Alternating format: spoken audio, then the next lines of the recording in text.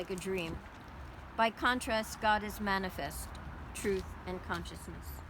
When we have looked into the book of creation and also acquired the knowledge of God, our soul shall become realized and should then set the book of creation aside.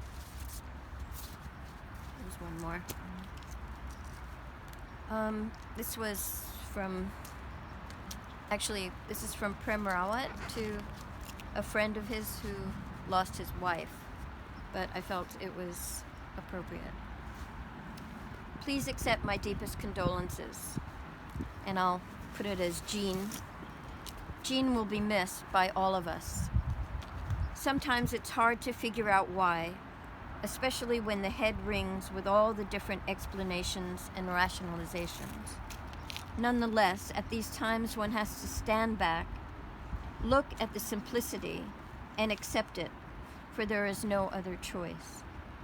That which we all truly love, is it not immortal? Is it not exempt from the passage of time? In this world of changes, the changes will come, and it is only the changing of the cloaks. Even in these hard times, hold dear the immortal, the very substance that makes us what and who we are. True, our desires or wishes would have us mold the time and all the perfection to fit our own plans. Nonetheless, we have to let go. Feel the sorrow, yet know that all is well. That which was has now transformed to is, and it shall forever remain in the palm of the perfect. That which was mortal has been transformed into immortal. Let not all the love you have turn to sorrow. Hold on to the very dearness that you carry within your heart, and in your heart find the union with the one you love. Know the gift that you were given and realize that it is not the gift that has been taken from you, but just the wrapper. For the gift that you were once given will always be yours. With love and blessings. So let me apologize because the first 5 or 6 minutes that I thought I was videoing this for you Buckhalter family, descendants of Jean, I didn't have the video going. It's the first time I've ever actually videoed with the smartphone. So you got to hear Jan's readings. You missed some words that I had to say. This is Jack and Lydia and Linda, and maybe we can do it over so you can have some video, audio memories of this burial for our dear Jeannie. And I guess I will go first since I've got the microphone and the camera in hand. And what I said earlier is, Jean, how much you meant to me and then my family that came along after our relationship bloomed. One of the unique things that I always felt about you, Jean, aside from your charming personality and great vibes and smile, was you were the only parent of a friend of mine that became my friend. Many of my friends' parents were loving and kind and nice people and warm and great hosts, but they were always my friends' parents. I had my own relationship with you as my kids and Lydia had with you, independent of our relationship with your children. Yeah, and Noah and Jordana also. And in that way, you were just so unique. You were so much younger than your chronological age that you could be a close friend with your children's children, your grandchildren's friends, and you were unique that way, and you were contagious. Everybody wanted to be with Jean. Everybody wanted Jean's approval. Everybody wanted Jean's love and affection, and that's going to stay with us for many years to come for the rest of our lives.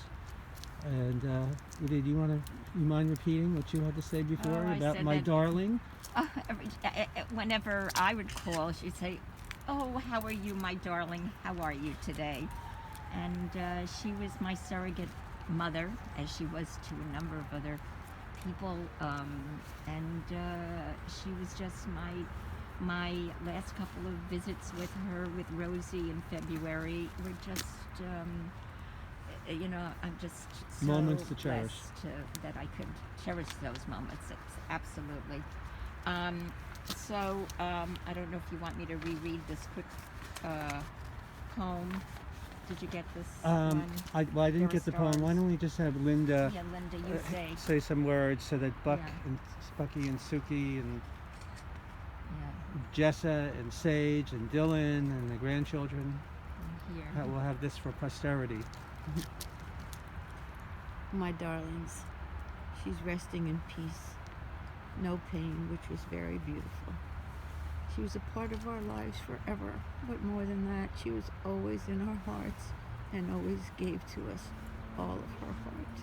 Nobody will ever replace what she was in our life, so we're so very lucky to have had her, and that all the children have had her as well. God be with you, sweetheart. Bye.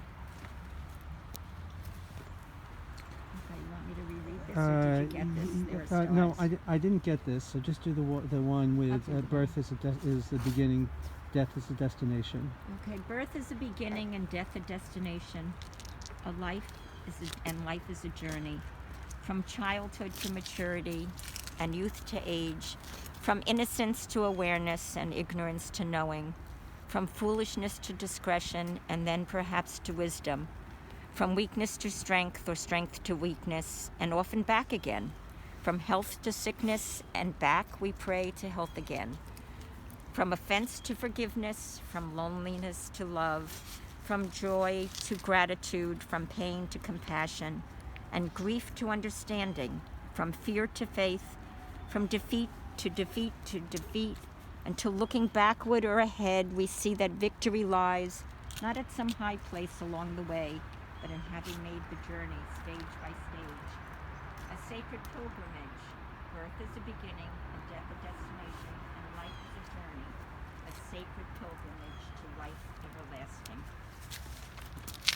Thank you, Lydia. And by the way, Buckhalters, we are surrounded by Buckhalters today. Okay, you already said that. Okay, Let's go. I need my glasses on to do this. Hold on. Stephen, we're here. Do you want to say something? Do you want to say goodbye to Red, sweetheart? We're here.